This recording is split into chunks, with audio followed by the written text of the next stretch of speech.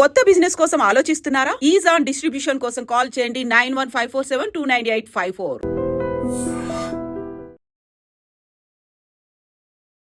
Welcome to I dream media. నేను Udayasri. Social మీడియాలో ఈ మధ్య కాలంలో ఆహారానికి సంబంధించి ఎవరికి తెలిసిన సలహాలు సూచనలు వాళ్ళు చేస్తూ ఉన్నారు.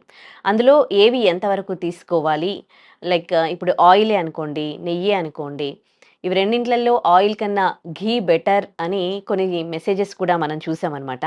సో మరి నిజంగా ఇది ఎంతవరకు కరెక్ట్ తెలుసుకుందాము. మనతో పాటు ఉన్నారు డాక్టర్ రాజేష్ గారు, physician at TX hospital, Banjara hills. మాట్లాడదాం. హలో అండి, welcome to our studio. Thank you.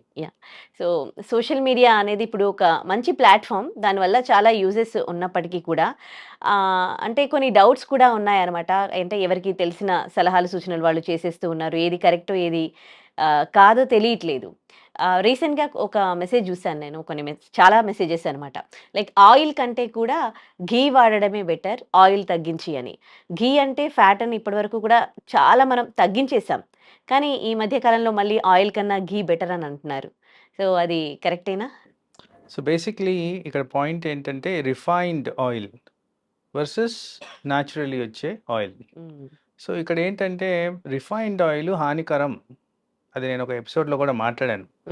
So ఆ రిఫైనింగ్ ప్రాసెస్లో చాలా కెమికల్స్ యాడ్ అవుతున్నాయి, దాని కారణంగా ప్రాబ్లమ్స్ వస్తున్నాయి. అంటే అనర్థాలకు దారితీయడం అంటే inflammation, heart attacks, brain attacks, cancers, చాలా రకాలుగా ఇది కారణం అవుతుంది. కాబట్టి గీ బెటర్, ఎందుకంటే it's a natural source, milk ద్వారా వచ్చే ప్రోడక్ట్ కాబట్టి అది దాంట్లో రిఫైనేషన్ ఉండదు, కెమికల్ అడిటివ్స్ ఉండవు. ఆ ఉద్దేశంతో ghee is better as compared to refined oil, ఇలా చెప్పాము. అయితే ఇక్కడ మనం అర్థం చేసుకోవాల్సింది ఏంటంటే ఊబకాయం అనేది చాలా ఎక్కువగా ఉంటుంది. సో గీ మంచిది కదా అని చెప్పి తినేయమని చెప్పట్లేదు. Ghee is a better option than refined oil అని చెప్తున్నామే కానీ అది ఎక్కువగా తినమని అయితే వీఆర్ నాట్ అడ్వైజింగ్.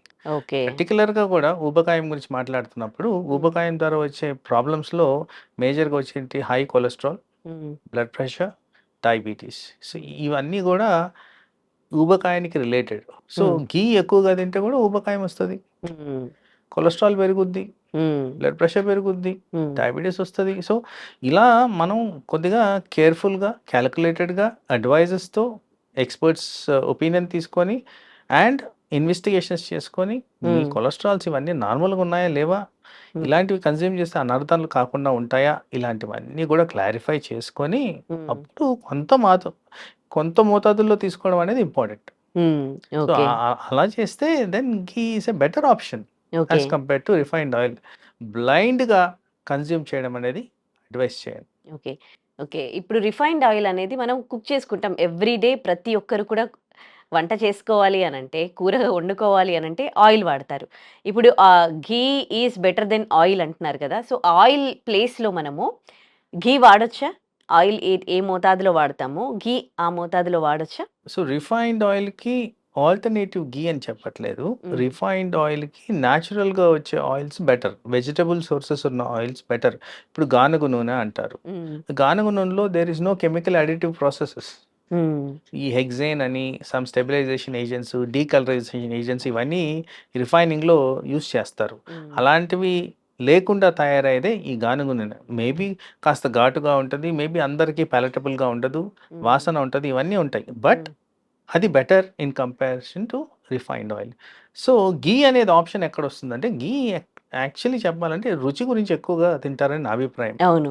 సో మీరు వంటల్లో వాడడం కన్నా కాస్త వేసుకొని తినడం బెటర్. అది కూడా after an advice, after a check, after an expert opinion. ఇలాంటివి చేసిన తర్వాతే అది తినడం అనేది, ఎంత మద్దతులో తినడం అనేది కూడా ఒక డైటీషియనో, న్యూట్రిషనో అడ్వైస్ చేసుకొని తీసుకుంటే అది బెటర్. ఓకే.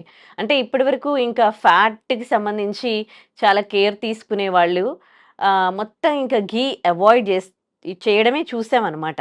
అంటే కనీసం ఫుడ్లో అప్పుడప్పుడు వేసుకుంటే అమ్మో ఘీయా ఫ్యాట్ అని అంటారు. సో అలాంటి వాళ్ళకు మీరు ఇచ్చే సజెషన్? సో మీరు చెప్తున్న క్లాస్ చాలా క్లియర్గా మీరు చెప్తున్నది ఏంటంటే అతనికి హై కొలెస్ట్రాల్, ఆ పర్సన్కి హై కొలెస్ట్రాల్ ఉంది కాబట్టి అమ్మో ఘీయా అంటున్నారు. సో వాస్తవానికి ఒక హెల్దీ పర్సన్ నార్మల్ ఇప్పుడు కొలెస్ట్రాల్ అనేది మనకి ఎసెన్షియల్ సబ్స్టెన్స్, బాడీలో చాలా ఉపయోగాలు ఉన్న సబ్స్టెన్స్. అది అన్నిటికీ అనర్థాలే కాదు, దానికి చాలా ఉపయోగాలు కూడా ఉన్నాయి. సో హార్మోన్స్, స్టెరాయిడ్స్ అన్ని తయారవుతాయి బాడీలో. వీటిలన్నిటి ద్వారా వచ్చేది కొలెస్ట్రాల్ ద్వారా. సో కొలెస్ట్రాల్ ఫార్మేషన్కి కొంత fatty acids are very important. So ఎవరికైతే అమ్మో గీయా నాకు ఎక్కువ వద్దంటే ఆ పర్సన్కి ఈధర్ ఊబకాయం అన్నా ఉండాలి, డయాబెటీస్ అన్నా ఉండాలి, బ్లడ్ ప్రెషర్ అన్నా ఉండాలి, ఆర్ హై కొలెస్ట్రాల్ అన్నా ఉండాలి. మరి ఇలా ఉన్నప్పుడు అవి కన్జ్యూమ్ చేయడం రాంగే కదా. సో అందుకోసం అంటున్నాను, మీరు అనలైజ్ చేసుకోండి మీ బ్లడ్ శాంపుల్స్లో ఎలా ఉంది, మీ రిస్క్ ఫ్యాక్టర్స్ ఏమున్నాయి, మీ డాక్టర్ గారు ఏం చెప్తున్నారు, మీ డైటీషియన్ ఏం చెప్తున్నారు, ఇవన్నీ కూడా చూసుకున్న తర్వాతే తినండి. అప్పుడు తింటే అది కరెక్ట్. ఈ కాలంలో ఎవరికంటే normal cholesterol after the age of 50? చాలా మందికి అబ్నార్మలే ఉంటుంది. అవును. ఎవరికి ఆఫ్టర్ ద ఏజ్ ఆఫ్ 50 ఏదో ఒక డయాబెటీస్ కానీ, హైపర్ టెన్షన్ కానీ, హై కొలెస్ట్రాల్ కానీ లేకుండా ఎవరికి ఉంది? సో ఇదంతా మనం మనసులో ఉంచుకొని ఆ విధంగా ప్రికాషనరీగా తీసుకుంటే ఇన్స్టెడ్ ఆఫ్ రిఫైన్డ్ ఆయిల్ ఈ ఆయిల్ బెటర్. ఓకే. ఇదొకటే కాదు, ఇంకా మనకి సబ్స్టిట్యూట్స్ కూడా చెప్తూ ఉంటారు. ఐరన్ డెఫిషియన్సీ ఉన్న వాళ్ళకు ఈ వెజిటబుల్స్ తినండి, ఇవి తినకూడదు, ఇది ఇంత మోతాదులో తీసుకోండి అని. అసలు ఐరన్ డెఫిషియన్సీ అనేది ఎందుకు వస్తుంది? ఐరన్ డెఫిషియన్సీకి మనకి వెజిటబుల్స్లో సబ్స్టిట్యూట్స్ ఏంటి? సో ఐరన్ డెఫిషియన్సీ ఎందుకు వస్తుంది అని చూస్తే, వాస్తవానికి iron deficiency very prevalent in women. చాలా ఎక్కువగా కనిపిస్తుంది. పర్టికులర్గా రీప్రొడక్టివ్ ఏజ్ గ్రూప్లో ఉన్న వాళ్ళకి ఎక్కువగా ఐరన్ ఆర్ రక్తహీనత ఉంటుంది. సో వీళ్ళల్లో మంత్లీ లాస్ ఉంటుంది కాబట్టి దానికి కాంపెన్సేషన్ లేదు కాబట్టి ఐరన్ డెఫిషియన్సీ వస్తుంది. వాస్తవానికి మనం తినే న్యూట్రిటివ్ ఎలిమెంట్స్ అన్నీ కూడా లోపించే ఉన్నాయి. ఎనీ న్యూట్రిషనల్ కాంపనెంట్స్ ఫుడ్లో సరిగ్గా లేవు. సో అందుకోసం ఐరన్ డెఫిషియన్సీ ఎక్కువగా కనిపిస్తుంది. అలాగే మెన్లో కూడా if there is a blood loss, for example అర్షమలలో నుండి చాలా మందికి బ్లడ్ లాస్ ఉంటుంది, ఆర్ సమ్ జీర్ణాశయానికి సంబంధించిన డిజీజ్ ఉండి కూడా అబ్జార్ప్షన్ లేకుండా ఐరన్ డెఫిషియన్సీ వచ్చేదానికి ఛాన్స్ ఉంది. ఆర్ పర్టికులర్గా ఓవర్ ద కౌంటర్ మెడిసిన్స్, పర్టికులర్గా యాంటాసిడ్స్ చాలా ఎక్కువగా వాడుతుంటారు, చాలా ఫ్రీగా వాటి పిప్పర్మెంట్ల లాగా తినేస్తుంటారు, వాళ్ళకు కూడా ఐరన్ డెఫిషియన్సీ వచ్చేదానికి ఆస్కారం ఉంది. సో ఇలా కారణాలు చాలా రకాలుగా ఐరన్ డెఫిషియన్సీ ప్రజెంట్ అవుతుంది. సో ఆ కారణంగా ఐరన్ డెఫిషియన్సీ ఎక్కువగా ప్రెవలెంట్గా మనకి కనిపిస్తూనే ఉంది. ఓకే. ఇప్పుడు మనం ఇంట్లో ఏమన్నా మనం తినే ఆహారంలోనే ఐరన్ డెఫిషియన్సీని మనము ఇది చేసుకోవచ్చు అంటే ఎట్లా? ఏం తీసుకోవచ్చు? దీంట్లో ఒక ఇంట్రెస్టింగ్గా నేను నా క్లినికల్ ఎక్స్పీరియన్స్ చెప్తాను. ఒక డయాబెటిక్ పేషెంట్ నా దగ్గరకు వచ్చి నాకు ఐరన్ పెరగాలని చెప్పి రోజు పొమోగ్రనేట్ తింటున్నాను అన్నారు. మరి అలాగే షుగర్ కూడా పెరుగుతుంది కదా. సో అలా న్యాచురల్ పద్ధతుల్లో ఐరన్ తెచ్చుకోవాలి అంటే ఫస్ట్ ఆఫ్ ఆల్ మనకు అండర్లైన్ కండిషన్స్ ఏమున్నాయో కూడా మీరు చూసుకున్న తర్వాతే అలాంటి సబ్స్టిట్యూట్స్ తీసుకోవడం అనేది ఇంపార్టెంట్. అదే పర్సన్ పాలకూర అలాంటి ఆకుకూరలు తిన్నప్పుడు డయాబెటీస్ ఎఫెక్ట్ కాదు, దానిమ్మకాయ ఎందుకు తినాలి? సో పర్సన్ కూడా ఏముంది నాకు, దీనికి ఎట్లా నేను కరెక్ట్ చేసుకోవాలి, అందుకోసం అంటాను అడ్వైజెస్ ఎక్స్పర్ట్ ఒపీనియన్స్ ఇంపార్టెంట్ అని. వాళ్ళు స్వతహాగా తెలుసుకునే దానికన్నా ఎవరన్నా ఎక్స్పర్ట్ని అడిగి తెలుసుకుంటే అది బెటర్ కదా, ఈజీగా కరెక్షన్ ఉంటుంది, దానివల్ల అనర్థాలు కూడా జరగవు. Okay, okay, right. ఇప్పుడు B12 గురించి కూడా అదే లైక్ సోషల్ మీడియాలో చెప్పినట్టే B12 వీటిలలో వస్తుంది, ఎగ్ తినొచ్చు, ఇంకా వేరే దాంట్లలో కూడా మనకు B12 అందుతుంది అని అంటారు కదా. సో B12 ప్రాబ్లం అనేది ఎందుకు వస్తుంది? B12 కూడా చాలా మందికి ఉంటుంది, B12 తగ్గిపోవడం అనేది. సో ఇక్కడ నేను హైలైట్ చేయదలుచుకుంది, ఎప్పుడు చాలాసార్లు చెప్పాను ఇది, మనము world capital for diabetes. So డయాబెటీస్లో కామన్గా B12 డెఫిషియన్సీ అసోసియేషన్ ఉంటుంది. Because metformin is the first drug డయాబెటిక్స్లో వాడేది. మెట్ఫార్మిన్ ద్వారా కూడా ఈ B12 డెఫిషియన్సీ ఉంటుంది. అలాగే డయాబెటీస్కి థైరాయిడ్కి కనెక్షన్ ఉంది. ఎవరైతే డయాబెటీస్తో సఫర్ అవుతుంటారో రిస్క్ ఆఫ్ డెవలపింగ్ థైరాయిడ్ కాస్త ఎక్కువగా ఉంటుంది, వాళ్ళకు కూడా B12 డెఫిషియన్సీ ఎక్కువగా కనిపిస్తుంది. వాస్తవానికి ఇవన్నీ పక్కన పెడితే నేను ఇందాక చెప్పినట్టు న్యూట్రిటివ్ ఎలిమెంట్స్ చాలా తక్కువగా మనకి అవైలబుల్ ఫుడ్స్లో ఉన్నాయి, అందుకోసమే సప్లిమెంట్స్ అనేది కావాల్సిన పరిస్థితులు ఏర్పడుతున్నాయి. సో B12 డెఫిషియన్సీ రావడానికి కారణాలు వాస్తవానికి చూస్తే మన చుట్టే ఉన్నాయి ఇవన్నీ. అండ్ ఇప్పుడు B12ని కరెక్టివ్ మెజర్స్ చేసుకోవాలి అంటే యానిమల్ ప్రోటీన్ తీసుకుంటే ఆర్ యానిమల్ ఫుడ్స్ తీసుకుంటే B12 కరెక్ట్ అవుద్ది అంటారు.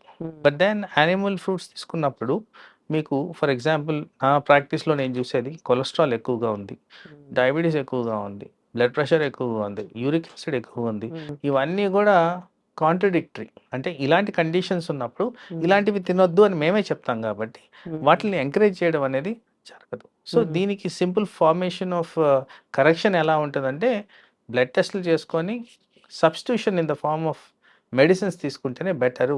దానివల్ల అనర్థాలు జరగవు. That is the way we should look at it. Okay. ఇప్పుడు వైటమిన్స్ అన్నీ తగ్గిపోతూ ఉంటాయి కదా! ఒక ఏజ్ వచ్చాక వైటమిన్ డెఫిషియన్సీ ఉంటది. కానీ ఇప్పుడు అట్లా కాకుండా అన్ని ఏజ్ గ్రూప్ వాళ్ళలో వైటమిన్ డెఫిషియన్సీస్ చూస్తూ ఉన్నాం. సో, ఈ వైటమిన్ డెఫిషియన్సీ అనేవి ఎందుకొస్తుంది? ఏజ్‌తో వైటమిన్ డెఫిషియన్సీ వస్తది కదా! ఏ ఏజ్ నుంచి అసలు ఈ వైటమిన్స్ డెఫిషియన్సీకి సంబంధించి టెస్ట్‌లు చేయించుకోవాలి? సో మీరు చెప్పినట్టు వైటమిన్ డెఫిషియన్సీ ఏజ్‌తో వస్తున్నది పాతకాలం మాట. ఇప్పుడు కాదది. ఇప్పుడు వాస్తవానికి ప్రతి ఒక్కరికి ఏదో ఒక న్యూట్రిటివ్ ఎలిమెంట్, పోషకాహార విలువల లోపాలు ఉన్నట్టే కనిపిస్తుంది. మేము బ్లడ్ టెస్ట్ చేస్తే డెఫినెట్‌గా లోపాలు ఉన్నట్టే తెలుస్తుంది. కాబట్టి ఆల్మోస్ట్ 90% ఆఫ్ మా క్లినికల్ అటెండెన్స్‌లో ఇలాంటివే ఎక్కువగా చూస్తున్నాం. సో ఎవరికి కూడా కరెక్ట్ ఉన్న nutritional or vitamins or elements ఇవన్నీ కూడా కరెక్ట్‌గా లేవు. సో అందుకోసం ఏజ్ పరంగా తీసుకోవడం అనేది క్రైటీరియా కాదు.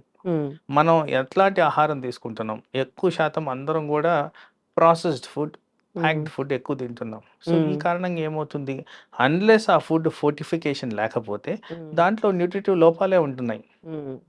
సో అందుకోసం ఎక్కువ శాతంలో విటమిన్ డెఫిషియన్సీ, మినరల్ డెఫిషియన్సీ ఎక్కువగా కనిపిస్తుంది. ఆ కారణంగా ఈ డిసీజెస్ కూడా ఎక్కువగా వస్తున్నాయి. ఓకే. సో, మనకు 40 ఇయర్స్ వచ్చాక కూడా చాలా మందికి iron deficiency, B12, vitamin D అంటే అఫ్‌కోర్స్ మీరు అన్ని ఏజ్ గ్రూప్ వాళ్ళలో చూస్తూ ఉన్నారు. సో, వాళ్ళు ఎలాంటి సబ్‌స్టిట్యూట్స్ తీసుకుంటూ ఉంటారు కదా! వైటమిన్ మెడిసిన్స్ తీసుకుంటూ ఉంటారు. అట్లా తీసుకోవచ్చా? అంటే అనలైజ్ చేసి ప్రతి ఒక్కటి ఏ కూడా లెవెల్‌కి ఏదైనా ఏ అనలైజ్ లెవెల్‌కి చేసి. ఉందది. హ్మ్. ఎందుకంటే ఇక్కడ మనం అర్థం చేసుకోవాల్సింది అధికంగా తీసుకున్నా కానీ అనర్థాలకు గురి చేస్తుంది. హ్మ్. సో టాక్సిటీ ఆఫ్ విటమిన్స్ కూడా ఉంది. సో దాన్ని మర్చిపోవద్దు. విటమిన్స్ ఒక లెవెల్‌కే తీసుకోవాలి. అందుకోసమే ఆల్వేస్ చెక్ అండ్ కరెక్ట్. అది కరెక్ట్. మనకి మార్కెట్‌లో వైటమిన్ టాబ్లెట్స్ దొరుకుతాయి. 35 దాటినాక మస్ట్‌గా సబ్‌స్టిట్యూట్స్ తీసుకోవాలి. బాడీకి అందవు అని అంటారు గదా! సో, దీనిపైన మీరేమంటారు? అది ఒక మార్కెటింగ్ జిమిక్. సో నేను చెప్తాను, ఫస్ట్ ఎవాల్యుయేషన్ చేసుకోండి. మీకు ఉందా లేదా? ఉన్నప్పుడు ఆ టార్గెటెడ్ విటమిన్ కరెక్ట్ చేసుకోండి. కానీ ఒక ఎన్‌మాస్ ఒక 10 రకాల విటమిన్లు వేసుకోమని నేను చెప్పను. సో ఏదైతే మీకు అవసరమో అది తీసుకోండి. ఏదైతే అవసరం లేదో డోంట్ యూజ్. మీరు తినే ఆహార పదార్థాలు బట్టి కూడా అది డిసైడ్ అవుతుంది. ఓకే. ఇప్పుడు మనకు ఐరన్ డెఫిషియన్సీ వచ్చిందనుకోండి, ఎట్లా తెలుస్తదంటే డైరెక్ట్ ఏమైనా కాగానే వెంటనే హాస్పిటల్‌కెళ్ళం గదా! సో, దాని సింప్టమ్స్ అనేవి ఉంటాయి కదా! ఎట్లా ఐడెంటిఫై చేసుకునేది? సో ఎలిమెంట్ ఆఫ్ సస్పిషన్ అనేది ఫస్ట్ ఉండాలి. సో ఐరన్ డెఫిషియన్సీ వస్తుంది అంటే అసలు మనకి ఎక్కడి నుంచన్నా బ్లడ్ లాస్ అవుతుందా? నేను ఇందాక చెప్పిన విధంగా ఐరన్ డెఫిషియన్సీ అనేది ఎలా వస్తుందంటే, ఒకటి అబ్జార్ప్షన్, రెండోది ఎలిమినేషన్, మూడోది అసిమిలేషన్. అసిమిలేషన్ అంటే లోపలికి ఎక్కడెక్కడ అవసరమో అక్కడికి వెళ్ళడం. ఓకేనా? సో ఈ 3 ఏరియాస్‌లో ఎక్కడ ప్రాబ్లమ్ ఉన్నా గానీ ఐరన్ డెఫిషియన్సీ వచ్చేదానికి ఆస్కారం ఉంది. సో దీన్ని కాస్త వివరించి చెప్పాలి అంటే, నేను ఇందాక చెప్పాను విమెన్ ఆఫ్ రిప్రొడక్టివ్ ఏజ్ చాలా మందికి బ్లడ్ లాస్ ఎక్కువగా ఉంటుంది. దానివల్ల ఐరన్ అనేది వెళ్ళిపోతుంది. అలాగే అర్షములలు, అలాగే జీర్ణాశయంలో వచ్చే ప్రాబ్లమ్స్ అంటే అబ్జార్ప్షన్ సరిగ్గా లేని వాళ్ళు. సో ఇలా రకరకాలుగా ఐరన్ డెఫిషియన్సీ అనేది వచ్చేదానికి ఆస్కారం ఉంది. సో ఇలాంటివి ఉన్నప్పుడు మనకి ఎలిమెంట్ ఆఫ్ సస్పిషన్ అనేది ఉండాలి. సో దాన్ని ఎలా మనం బిఫోర్ సిమ్టమ్స్ రాకముందే మనం దాన్ని అనలైజ్ చేయాలంటే బ్లడ్ టెస్ట్ చేసుకోవాలి. ఆర్ ఒక ఎక్స్పర్ట్ని కలవాలి. వాళ్ళని కలిస్తే వాళ్ళే అడ్వైజ్ చేస్తారు, ఇదిగోండి ఇది పాసిబిలిటీ ఉంది అని. సో దాని ప్రకారం దానికి సంబంధించిన ఇన్ డీటెయిల్ టెస్ట్లు ఎక్కడి నుంచి వెళ్ళిపోతుంది, ఎందుకు వెళ్ళిపోతుంది, ఏ కారణంగా అబ్జార్ప్షన్ కావట్లేదు అనేది అనలైజ్ చేసి ఆ కరెక్టివ్ మెజర్స్ ఇచ్చినప్పుడు, నేను ఇందాక మీకు చెప్పాను యాంటాసిడ్స్ వాడితే ఐరన్ అబ్జార్బ్ కాదని. మరి అలాంటివి వాడుతున్నారా వీళ్ళు? సో అలా అనలైజ్ చేసుకుంటే దెన్ మీరు దాన్ని కరెక్షన్ కూడా చేసుకోవచ్చు. ఇది కరెక్ట్ చేయకుండా మీరు జస్ట్ ఐరన్ యాడ్ చేసుకుంటూ పోతే బాడీలోకి ఎక్కడికి అబ్జార్బ్ కాదు. Okay. Right. Thank you so much doctor గారు. And for more videos, Please subscribe to iDream. Please subscribe to iDream. Please subscribe iDream. And please subscribe to iDream. For more videos, subscribe to iDream. please like, share and subscribe to the channel. Congratulations, iDream. Subscribe to iDream. Subscribe to iDream. So subscribe to iDream Media. IDream team అందరికీ huge congratulations. Please subscribe iDream Media. Please subscribe to iDream. Subscribe iDream. Please subscribe to iDream. iDream అంటే నా కళల ఛానల్ను subscribe చేసుకున్న నోరు తిరుగుతలేదు, మీరైతే గంట గుర్తు కొట్టండి. For more such videos, please subscribe to iDream. Subscribe to iDream. Please subscribe to iDream. Please subscribe iDream Media. Please do subscribe to iDream. Please subscribe to iDream Media. For best entertainment and information, please subscribe iDream. And don't forget to subscribe to iDream.